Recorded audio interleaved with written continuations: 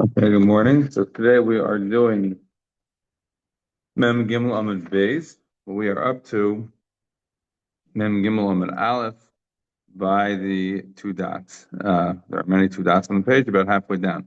V'hu Eimer al Hamugmar.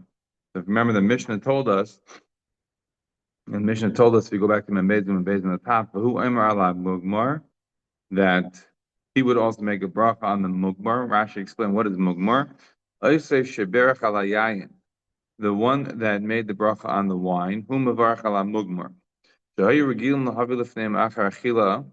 would have a custom to eat after they finished eating, to bring avkas reichlin ala eish b'machtos. They would be burning incense on like in pans. L'reich toiv, it smelled good. U'mavarachim alav bari atzei b'samim, and they would make a bracha on it, a baruch atzei bari atzei b'samim. So when would this happen? The Mishnah said, they would bring the mugmar when after the meal. Rashi they would bring it after benching. It's not from the meal itself. The one who benched, made the bracha on the wine, he's going to be the one who's going to make this bracha on the mugmar, which is already after the suda. This is the way Rashi understands the case. I think Rabbeinu Chananel is telling us a bit of a different understanding. The Rabbeinu Chananel is not 100% clear to him, at least the first part of it seems to be suggesting a different story. So if we look at Rabbeinu Chananel, I don't know if you have it, Amam Gimel Amar Aleph, Hu Amar Mugmar, the Rabbeinu Chananel says, Pirish Aresha Koi, Diktani Hasei by Echad Mavarch L'Kulan. It's going on the part of the mission that said that when you're mesiv, when you're leaning, one person made the bracha for everyone. Hamaitzi lachem minaret. He made the bracha of hamaitzi, right? We said the difference between sitting and leaning. Nowadays, it's not a thing to lean, so we are able to be kaveh even if we just sit. But at least the time in the Mishnah, if you had a sebo, then one person can make the bracha for everybody. He makes hamaitzi, v'hu aimer al hamugmar. In other words, not like Rashi saying that the one who's making the bracha on the mugmar is the one who has been the one who was doing the zimun, and the one who made the bracha for benching, but rather the one who made the bracha on hamaitzi. It says in Brachot very clearly, Pirish habaytzeya hu mevarach ala mugmar. The baytzeya is the one who made the bracha on the mugmar, the one who made the bracha of hamaitzi for everybody. Vim hevia b'seichas suuda. And if they brought the mugmar during the meal, normally it's not the way you do it. You don't bring the mugmar during the meal; you bring it after the meal. And you don't say that just like you would after the meal that each person is making the bracha on their own. So therefore,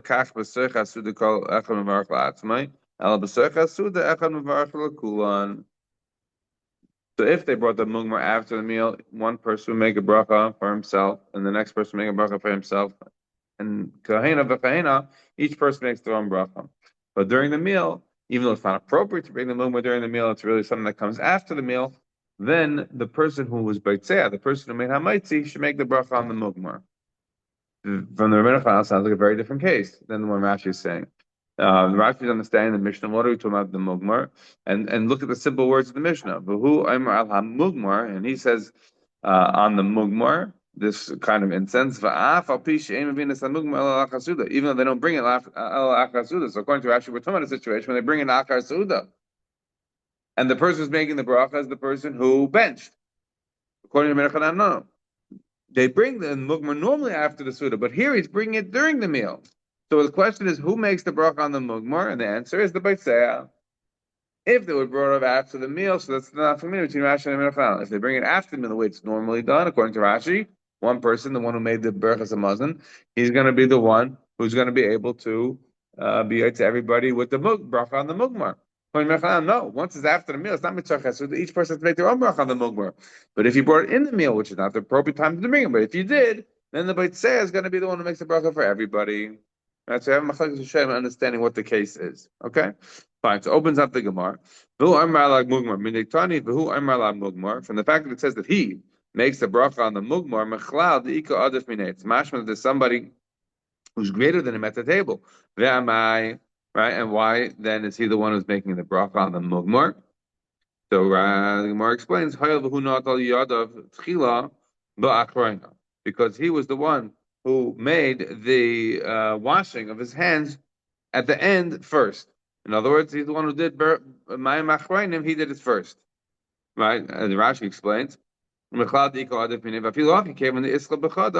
since he started one thing, he's going to do the next thing. What does it mean? Hanetel yad tchila ba'achroina. Rashi says hanetel yad tchila b'mayim achroinim. Who mizum the berachas. The person who washes their hands first for mayim achroinim, that's the person who's mizumin to bench. He's the one who's going to be the one who benches. So again, the Gemara is asking that it sounds like, and think about if this is more of a riot to Rashi or the Ben Chanano. Somebody's greater than him. So why is he the one making the bracha on the mugmar? That's the Gemara's question. Because he's the one who has first washed his hands for Mayim Achronim, meaning he's the one who's benched. He's the one who made the bracha on the wine. He's the one who makes the bracha on the mugmar. What does it sound like from the Gemara? Sounds a little bit more like Rashi, right? Than the Rebbeinu Chananel. The Rebbeinu Chananel then brings down, which I don't really understand. He brings down the Yerushalmi and tries to explain more about this, but I wasn't able to follow what he's trying to say. In any event, just from reading the Gemara, it sounded more like Rashi than the Rebbeinu Chananel. Continues the Gemara. Misayel the Rav. This is a raya to Rav. What's a raya to Rav? This is a raya to Rav. The Amar Rav Chia bar Ashi Amar Rav. Haneitel yadav tchila b'achroina. Somebody who washes their hands first for mayim achroinim, hu mezumah lebracha. He's the one who should be benching. So this comes out a proof to this idea that the person who first does mayim achroinim is the one who leads the benching. Now we have a little story. Rav v'Rabbi Chia haviyasvi kamei Rabbi v'Sudasa. It's interesting that it puts Rav before Rabbi Chia. Nevertheless, so they're sitting by a meal by Rebbe. Amar le Rebbe le Rav. So Rebbe said to Rav, Kum mashiyada, go wash your hands. Chazir dahavi mirtas. He looked scared. Who saw that he was scared? Reb Chia, Rashi says. Reb Chia saw that he was scared. Why was he scared? Maybe Rebbe was angry at him. He saw his hands were dirty. Maybe Rebbe thought he was eating too much, spending too much time on the meal. Whatever it was, Rebbe Chia saw that Rav was nervous and didn't want to wash his hands. So Amalei, Rebbe Chia said to Rav, Bar Pachti. I remember we had this line before. Remember where? The Gemara told us you need to give him a base. Also, was the situation of Rebbe Chia talking to Rebbe. Rebbe Chia, talking to Rav. Over there, Rav was questioning when is it that Rebbe Chia, he was asking Rebbe Chia, when is it that Rebbe says Shema? When he gives the shir, he's starting the shir very early. Remember the Gemara, so he's going on giving the shir and never see that he says Shema in the right time. So he says, no, when he goes over like this with his hand, he's saying the Shema. Right? And that's why he always talks about minyana of something of Yitzias Mitzrayim to be Yitzhak. And the question was over there, the Gemara asked, does he go it over again or not? But the lashon that he used, Bar Pachti, the son of a great one, he used over there, so he uses it over here as well. Bar Pachti, ayin bebrachas mezayna ka'amalcha. He's telling you to think about, right? You're going to be the one who benches. That's why he's telling you to wash your hands. He's giving you a covet that you're going to be the one leading the benching. So no reason to be scared. He's not like coming after you for having dirty hands or for not, or for taking too long eating. He's giving you a covet. Giving you a covet. Okay, continues the Gemara. So Amar Rabbi Zera, Amar Rava Bar Yirmiyah. Right, so Rabbi Zera said, in the name of Rava Bar Yirmiyah, Me'emasai mevarchen ala reach. Right, when is it that we make a bracha on smell? This is the sugya of reach here. So I thought I brought down Shulchan Aruch. Hopefully we have some time to go through a little bit of this. But this is really all in the Gemara today. So the Gemara says as follows. So this is Rabbi Zera saying in the name of Rava Bar Yirmiyah. When the column of the smoke goes up, right? When we have Timrasai, right? You have it in the Haggadah, right? You're going to have it. Dam va'esh The simrais ashon, right? The column of smoke that goes up when you burn the incense. That's when you make the bracha. But he hasn't yet smelled it. Why should you make a bracha on the reach? You haven't yet smelled it. You're just seeing the column of smoke go up. You're going to say that he should make hametz lechem min haaretz, but he hasn't yet eaten. Obviously, as the Rebbeinu Chana points out, we make all our brachas over lasiyasan. We make all the brachas before we do the action. So, of course, the same way that you are making the bracha of hametzi before you eat, you make the bracha on the reach before you smell. Ella, since you have intent to eat, you have intent to smell, you make the bracha on both. That's not an issue, not a major chiddush. But this is what Rav Zera asked Rabbi Yirmiyah Ba'am, and that's what his response was. Says Rashi, the Gemara's question of Rashi says al reach shel mugmar. Not 100% clear why Rashi felt the need to do that, other than the fact that the response was al reach mishetala timrasei. Since we already said about the mugmar, Rashi told us that they would do it was avkas reichlan ala eish b'machtos, that they would be burning the incense. So probably that's why Rashi felt the need to explain that this is mugmar, because of the fact that the answer here of this type of reach is when there is smoke. Not every reach, as we're going to see, has smoke. There are many times you're going to make a bracha on reach and it has no smoke. But if the Gemara is answering about smoke, then presumably it's talking about the situation where you're burning it, which would be mugmar. That's how Rashi uses that. Timrase kita ha'ashan she mitamar va'oila. Right? It's like the column of smoke that goes up. He hasn't yet smelled it, so why is he making a bracha le'erech be'adayim v'lo nena? He didn't yet have any hana, so why is he making the bracha? The answer is, of course, because he has intent to do so, and that is the case with all brachas. Amar Rabbi Chia Bered says the Amar Rabbi Chia Bered Abba Bar Nachmani Amar Rav Chisda Amar Rav Amar the Amar Rav Chisda Amar Ziri Kol HaMugmarais Mevarchen Aleim Bari Atze B'Samim. All the types of mugmar, meaning all types of incense that one would burn, you make a bracha of Atze B'Samim. Look at Rashi, same in the Taisvis. They both say the same thing. And interesting, they don't usually see Taisvis repeat the exact same thing as Rashi. Mevarchen Aleim Bari Atze B'Samim V'af Al Pishe Nisrav. Isn't that interesting that you're making a bracha? What is the bracha that you make on mugmar? We didn't say. We just talked about when you make the bracha, who makes the bracha, but we didn't say what the bracha is. Now we're saying what is the bracha? So the bracha is bari atze b'samim. Says Rashi, va'afal pisha nisra ve'ene be'en el shatima oila. You make a bracha of atze b'samim, even though there's no what eights. You burned it. You're burning the eights, and you still make the bracha of atze b'samim. That's again the same thing as they say that Taisha says as well. Kol ha-mugmaris, any type of mugmar, meaning any type of incense that you get the smell by burning it, you make a bracha of atzei b'samim, chutz mi musk, except for musk, right? What is musk? Anyone know? I can't tell you that I know, but I know that there's something called a musk deer. The musk deer is the thing that has a very expensive, I guess, kind of perfume that comes from it, that they literally call the animal a musk deer because of this fact that he has the smell. So chutz musk, except for musk, why shemin chayahu? Shemavarchala bar mine b'samim. Right, it comes from a living being. You don't make a bracha of atzi b'samim. You make a bracha on it of mine b'samim. If you look at Rashi tells you pleasantly, shehu min chaya. It comes from a live animal. Min harei shel chaya. It comes from the feces of the animal. I'm not exactly sure that's correct. But I looked it up this morning just to double check. The musk deer secretes some sort of has some sort of secretion, and the gland is in the private areas of the animal. So maybe that's why Rashi says min harei shel chaya. In any event, continues the Gemara. So now we have a question. Meisvei, right the Gemara, ein mevarchem bar atzei b'sam ela ala farsaman shel beis Rebbe v'ala farsaman shel beis Kesar. So the Gemara asks, you're telling me that we make a bracha of atze b'samim on all the mugmars except for musk, because musk comes from a chaya. So then, it's coming from a living being, you make a bracha of mine b'samim. The Gemara is asking that from a brisa that we say that you don't say bari atze b'samim except on the afarsim and the beis Rebbe.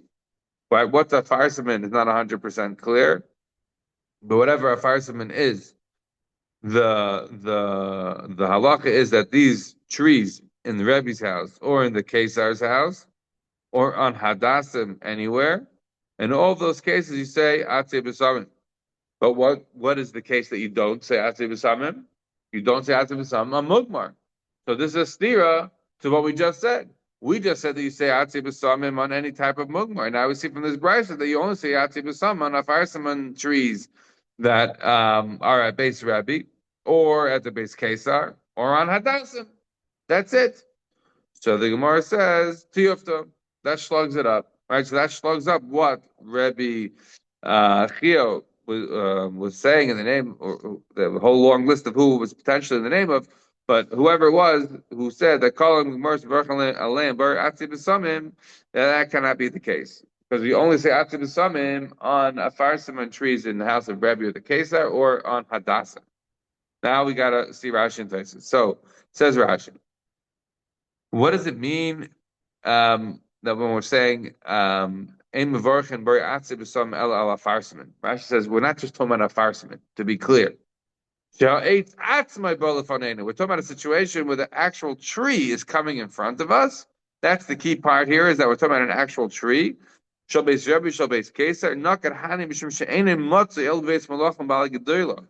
about the great ones that have these kinds of fragrant trees. That's why we're talking about the house of Rebbe, the house of the Kesar.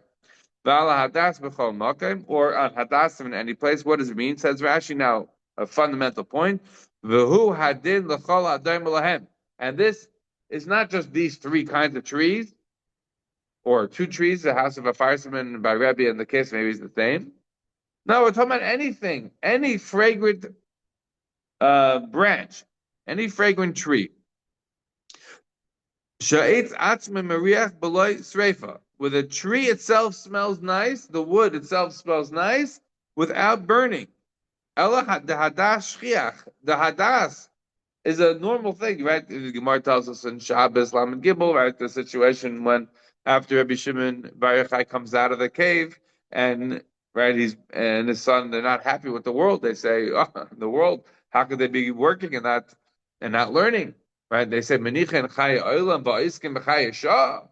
So they go back in the cave for a year, and they come back out of the cave, and now Reb Shimon ben Yochai is able to manage the world. But Reb Shimon is not able to manage the world. The Gemara says that he still keeps on burning everybody up, but Reb Shimon Yochai keeps on healing them until they see a guy on Erev Shabbos. He's running and he's carrying hadassim. So they say to him, "What's this for?" He says, "For Shabbos." They said, "Why don't you have one hadas?" He says, "No, Zachav Shamar. I want to have one for each." So, wow, he does such beautiful mitzvahs. What was the hadas for? For a smell.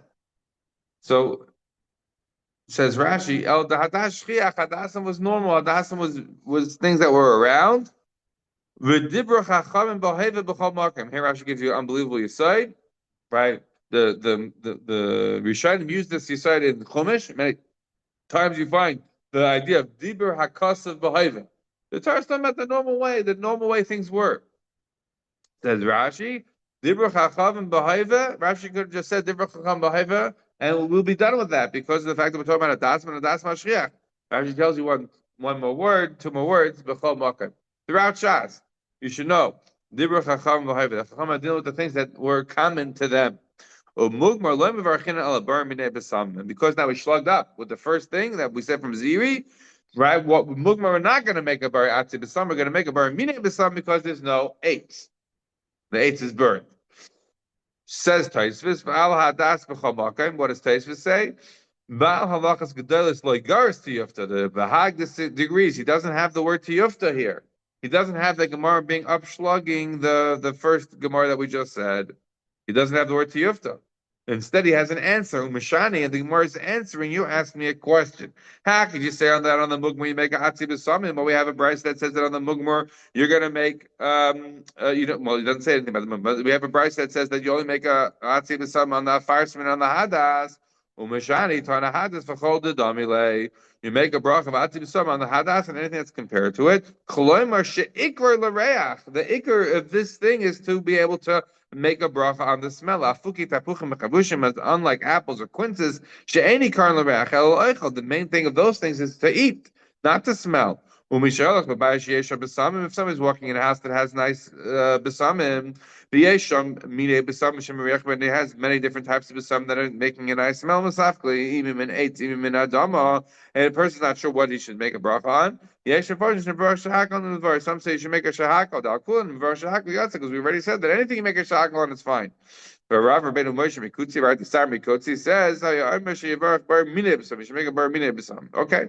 But according to the way that Taisus is learning, bring that from the Bahag, where he doesn't say tiyofta. So the more, what's the more's answer? No. We're answering up that it's the hadas v'chol damile.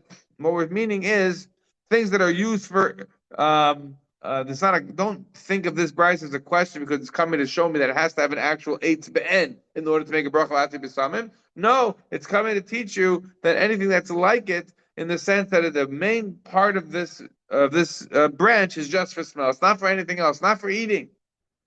So on those kind of things, you'll make an atzi b'samim. And it doesn't come then to upshlug, what we said before. Either way, we have here clear different way of understanding the Gemara according to the way Taisus from the Mahag versus Rashi. Okay, this is the Gemara. So now we talked about a fireman, right? What bracha you make on the fireman? But what about the mishcha of a fireman? If you made oil out of the wood, what then? You make a bracha of shemen artzenu. Don't think. Let's not focus ourselves on Rabbi Yehuda because Rabbi Yehuda is mamish chaviv tim Eretz Yisrael. L'kuli almama. We want to know what the rest of the world says. Rabbi Yehuda is mamish obsessed with Eretz Yisrael, so he makes a special bracha that Hashem made oil in our land. Look at Rashi. He made a bracha of shemen artzenu shayagadol b'Yerichai because Rabbi Yehuda grew up in Yerichai. Why was it called Yerichai? Because it smelled great. That's what's called Yerichai. It sounds like Reichai. And Rashi then brings down the Upan, Hamor B'Sefer Cheskel, Yud Vertzohem B'Roichle, B'Chite, Minas Upan, Kach, V'Isi B'Sefer Yosef Ben Gurion. This is Rashi says, I saw in Josephus. Remember, Rashi does not have access to Josephus. I may have mentioned this before. Rashi, when he says Josephus, he really means Yosipun, which Rashi thought was Josephus, but it's not exactly the same thing. It's more of a medieval work, which is based in part on Josephus, perhaps. Okay, continues the Gemara. Should just mention one point is why are we saying that Rabbi Yehuda, he's saying Chaviv Olai Eretz Yisrael, so he makes this very specific bracha, very shemen artzenu, a blessing that's not much just specific to Eretz Yisrael. Maybe this is Rabbi Yehuda in the Mishnah. Rabbi Yehuda in the Mishnah says, Bar Minei D'Shoim, right? Remember, he was very, very makbid that each bracha should have a heker bracha as close as you can get. So what's the raya that it's Chav Eretz Yisrael? He just wants heker bracha to be as specific as possible. So the answer has to be this is not Rabbi Yehuda from the Mishnah, because this is Rabbi Yehuda, and in the Mishnah it's Rabbi Yehuda. Rabbi Yehuda must be an Amayra and not a Tana. Maybe that will explain why it's not, why we don't answer that as the question. Okay.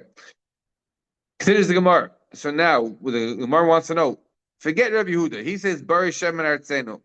He is very loving Eretz Yisrael. That's why he has a very specific bracha. What about everybody else? What does the rest of the world do? Amalei Hacham Rabbi Yochanan Bari Shem and Arev. Blessed be Hashem who makes a very sweet oil. That's the bracha of the rain. That's how we paskin lehalacha. That if somebody smells a shemen of a fire semen, that is the bracha that they would make. This is the Gemara. Amar of Zera. Amar of Ada bar Ava. Hi kisharsa mevarchen eluya bar atzi b'samin. What's kisharsa? Not 100% clear. It's some sort of a what do you call plant. So the halacha is on that. What bracha do you make on it? Bar atzi b'samim, right? It's like a tree. So you make an atzi b'samim on it. The aval mishcha. But if you take the oil from this kisharsa, so then you would make a what? Then you would make a different bracha. Then the bracha you would make is what says the Gemara? But on the oil that is kavush with this kisharsa, meaning you took oil and then you put in this this kisharsa and you just let it sit there. It's kavush, right? It's like you're pickling it. right? You put this ksharsa in the oil and it stays there. You're not teiching it, as we'll see. You're not crushing it. It's just residing in it. So says Rashi, Mishra Kvisha, Shemin Shabai, Talmon HaKoishet, right? You're hiding in this oil the Kisharsa, and the oil will start to smell nice from the incense that effectively you put in. Remember been to a restaurant once where they gave oil for bread, and the oil had in it some sort of one of these herbs. I forget what it was called, rosemary, maybe rosemary, and the oil smelled. The oil smelled. That's what this is. It's not being crushed. They just took a piece of this herb, put it inside, and the oil then gets on the fragrance because it sits there for long enough time. That's what we're talking about here. So the question is, what's the bracha that you make on the different stages of it? On the actual eight, then you make ativ some. On the mishcha of it, then you would make a different bracha. So the Gemara says, "Hi kishars mevarcha lebar ativ some av mishcha kivisha loy." Rav Kahana Amar, and Rav Kahana disagrees. Rav Kahana says, "I feel mishcha kivisha." You make a bracha of atzei b'sam av mishcha tchina loy. But if once you crushed it, then you wouldn't make that bracha, right? And the Gemara that continues Nerdoi Amri. What's in Nerdo? They would say, "I feel mishcha tchina." Even if you would crush it, you would still make an atzei b'samim. But what do you call we paskin, right? That all, the what do you call the if you're taking the kashars and you're being taken it all the way, even on that, you would end up making that bracha of atzi b'samim, right? So continues the Gemara. Now we are on Mem Gimel Amud Beis. So Amar Rav Gidol Amar Rav. More about the brachas of Reach. Amar Rav Gidol Amar Rav. Hi Samalek Mevarchen Aliyah Bar Atzi b'samim. Samalek. This one we do know easily what it means. Rashi says Yasmin, right? Jasmine. Remember where Rashi uses that? Rashi uses that where? Parsh Vayetze by the Dudam. Rashi says that what the Dudam were jasmine. They were like a way to make a person become pregnant easier. And it's an asep. It's a type of a grass. And yes, by the way, jasmine is Arabic. Rashi says who currently blush in Yishmael. So if Gidol Marav says that on Samalek, jasmine mevarchan libar atze b'samim. You make on it an atze b'samim. So Amarav Chananel. And it's interesting that you're making on it an atzei b'samim. Look at Rashi says v'hu min esev. It's a type of a grass. It's not a tree, jasmine. It's like more like a bush, and you still make an atzei b'samim. But we're gonna see more on that in a minute. Says the Gemara. Amar Rav Chananel. Right, very interesting. Rav Chananel. This is not Rabbeinu Chananel. Don't get confused. It's much earlier. So Rav Chananel says the name of Rav Hani Chalfe Dima. Mevorch alai bar atzei b'samim. These Chalfe Dima. Again, not 100% clear what they are, but again, a type of a plant. You make on it a atzei b'samim. Amamar zutra ma'ikara. What does it mean in pasuk when the pasuk says v'ya lasam agaga? That remember in the beginning of Yeshua when they sent in the two spies. So they were hiding by the lady, right? And why they were hiding by the lady in order to be saved from the people of Yerichai, and then go back what they report. So the pasuk says v'ya lasam agaga. She brought them up to the roof. And she covered them with what? With the flax from the tree. What's flax growing on? The plant, right? Flax, a plant. So what do you mean a tree? So here you see the raya that you can call sometimes even things that are growing much lower than a tree. They're not really a tree. They're soft. They're stalks. They're not big trees. Nevertheless, they can be called eights for the purposes of a bracha.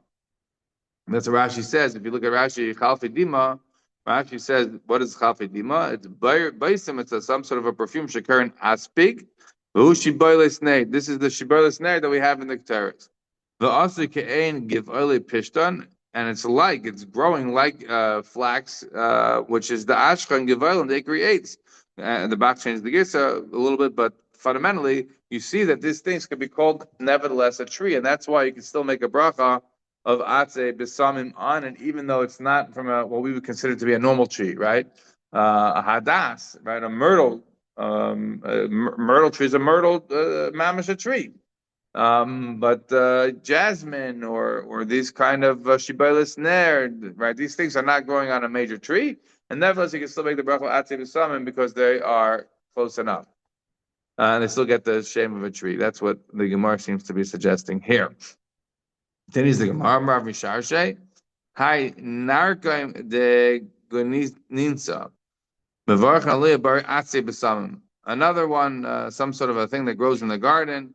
As Rashi says, what is a narkam? It's a chavatzelas hasharon. Rashi quotes the Bahai. What is the chavatzelas hasharon? The rose of Sharon, right? The lily of Sharon. What is that? I have no idea, but I do know that a lot of different flowers are referred to as that. We don't 100% know what it meant in Tanakh, but whatever it was. So Rashi is saying that the Narkam de Ganisa is a Chavatzelas Hasharon. What's the Chavatzelas Hasharon? As I said, we don't know, so we don't really know what the exact Narkam de Ganisa is. But whatever it was, that you make on it also bar atze b'samim. The dabra bar isvei b'samim. But when it grows in the field, you make a bar isvei b'samim. Where do we have dabra? Meaning the field. Where do we have that? Anybody remember? We had it back in Gimel and Beis, right? The isha, the koi b'dabra is like loy shchicha, right? We're talking about the mazikin, whether or not there's a chash of mazikin. So we said if a person is going out into a rune, there's a chash of mazikin. But if it's a rune that's new, if it's a rune that's old, if it's a rune in the field, remember, if you go with two people, one person. So we said one of the cases that we had was the isha, the bedabra lo shchicha. We're not going to be shchiach of chshad. There's no issue of chshad for going out into a rune in the field in the middle of the open, because a woman wouldn't be willing to go out into that kind of situation. It would be too nervous. So what's the difference? Why on the chavatzel sasharon you make a bracha on it of atzi b'samim when it's local in your garden, but when it's in the fields, then you make it isvei b'samim. I'm not 100% clear what the nafkamin will be, but that's what he says. Amar Rav Sheshes hani sigli mevarchen elaya bar isvei b'samim. Another kind of a thing that grows, sigli violish. It sounds like a little bit like violet. Not 100% clear what they are, but also you make a bracha on it of bar isvei b'samim. Now we get to one that is very relevant. Amar Mar Zutra Haiman the Merich be'esroiga or bechavusha. Amar Baruch Shnasan Reach Toiv beParis. Somebody who smells an esrig or a quince, so he makes on it a bracha of Shnasan Reach Toiv beParis. Right? Why is that relevant? So we don't have a chance to go through this whole sugya here of Reach, but I just wanted to bring down this one in the Reish Tezayin. The Mechaber writes, "Hamariach be'esrik shel mitzvah mevarich alav, v'yesh em she'enai mevarich alav, lekach nachan shalei la'ariach b'ay." Those that you make a bracha, those that you don't make a bracha, therefore best not to smell. There are more rights, which I always think about here in Passaic, or at least right here where we live. Yesh ayimim de mariach be'pas cham yesh levarich shnasan riach tay be'pas. There are those that say that when you smell nice, fresh baked bread, you should make a bracha of riach be'pas. Some say you shouldn't make a bracha on it. Therefore, you shouldn't smell baked bread. You shouldn't smell fresh and baked bread. In Passaic, there's a bakery here. I don't know exactly where it's located, but you go down this block, you smell very fresh baked bread. So you think about this, you don't have a choice really. You have to smell like you're outside, whatever. But you don't see the bread. But you know that there's a bakery that's doing it. So would you make a bracha on it or not? Anyhow, by the esrig, the Mechaber says you shouldn't be smelling it, but if you look in the Taz says, what's the issue? Because the esrig is really there for eating and for smelling. That's why that's a citron. We are making it muktzah for 7 days. No, this is not for eating, not for smelling. This is for a mitzvah. That's what we have it. So the Taz explains. Really, it's there to eat. But we're making it now muktzah for yantif that we cannot be using it for eating. So therefore, it's not for smelling either. The rest of the year it's for eating or smelling. Since we're knocking away the ability to eat it during sukkahs, we're also knocking away the reach. So it has no smell. You shouldn't be smelling it. Says the Magen Avraham. He brings down the bach. If you nevertheless still smell it, make a bracha. Right. So if you ever see your kids smelling the esrog, it's a thing that they should make a bracha on it. Yeah. Okay. Continues the Gemara. So where we up to is right. So the bracha we make. Hi man, the Merach Betzrega Bechavusha Merach Paris. Amar Rav Yehuda. Right. So you're not making a bracha atzi b'samim on that one, right? Because you're not having an eitz here, right? What do you have? You have the esrig, right? So you make a bracha Reach Paris. Amar Rav Yehuda. Hi man, the Nafa B'Yam Nisan v'Chazdi Lani Dekam Lav Levei. Somebody comes out in Nisan and he sees trees that are budding. Amar Bar Shaloi Chisa Ba'Elam Klum. You say a bracha, HaKadosh Baruch Hu, thank you for making a world that is not missing anything. And you made a wonderful world that has beautiful trees that are there for the enjoyment of humanity. And that is in fact the halacha. That is the bracha that we make. Yeah. Continues the Gemara. Rav Zutra Bar Tivya Amar Rav. How do you know that you make a bracha on smell? Where's the source for that? Says the Moshe. Never call on a shama to halel ka. We say in the halukas every day. The last haluk of all of Tehillim, the last Tehillim, the last psalm of Tehillim. We make a bracha that every soul should praise Hashem. Ezu davar sheneshama ne'enes mimenu gufnei mimenu. What do you mean? The neshama should praise God. The neshama specifically, yeah, not the body. The neshama is the one who praises God because of the fact that the neshama is the one who has hanoah from smell. Only comes to when it comes to smell, the body doesn't get anything from it, but the soul does. Another mimer from Rav Zutra Bar Tuvia. We have a whole series of them. The future time, the Bachurei Yisrael are going to give off a great smell like the Lebanon. The Maseres Hashas says, no, these are only the Bachurei Yisrael Shaloi Tamu Tam Chet. These are only the ones who are not sinned as Bachrim. They will give off a great smell. That's the pasuk, and they will have a great smell like the Lebanon. Another mimer from Zidra Bar Tuvia. That wouldn't mean pasuk and kahelas that Hashem makes everything perfect in its time. Hashem makes every person's business be in their mind be a good job.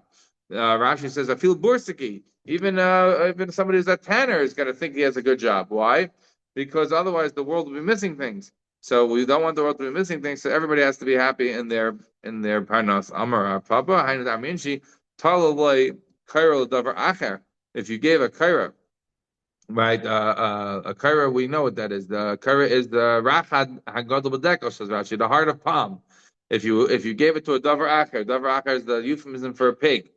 Right, and if you put a heart of palm, which is the delicacy in the palm tree, if you put that on a pig, what's the pig got to do? He's going to still. Rashi says you got lena ba'ashba.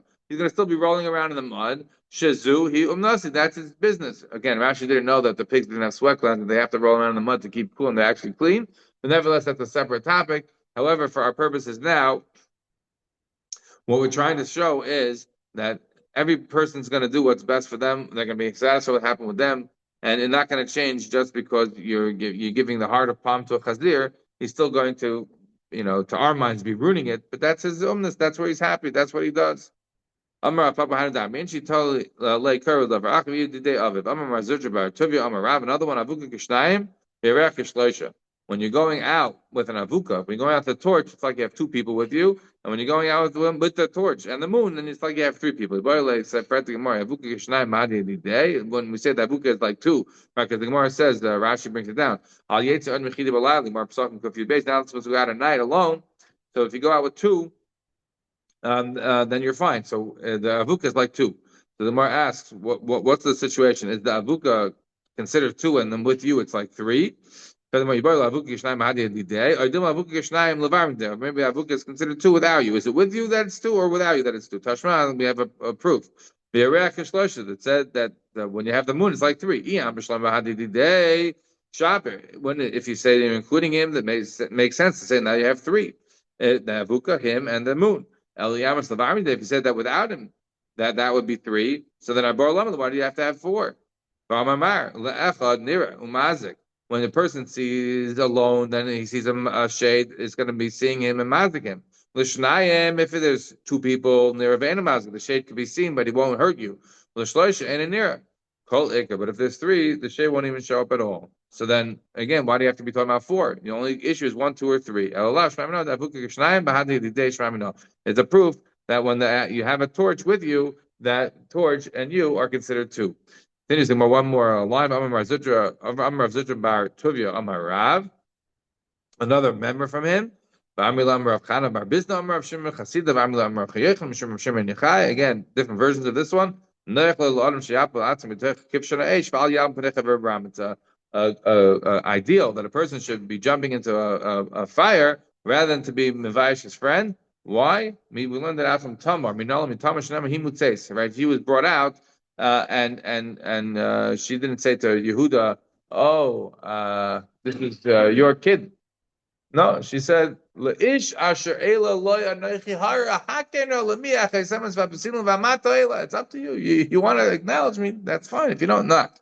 Notice the Gemara here says he mutzeis with an aleph or minach an aleph, very famous as a gear. So without the aleph, the differences in the Torah. It happens to be it's this week's parsha, so I can't avoid it. Look in Rashi, and you'll see Ace Kol Asher. Ace. Rashi says in this week's parsha in Truma, you find it. You'll show it to me. Rashi says the word is ve'es, and Rashi darshans ve'es. Could it be Rashi had a different sefer Torah than us? Yeah. On certain things, there's sometimes a difference. Look at Pilakshim at the end of Parshas Chayesar, V'livnei Pilakshim Shel Avram. You also see a difference. Rashi darshans. It's not in our Chumashim that way. These things happen from time to time. All right, we have to stop over here. Okay.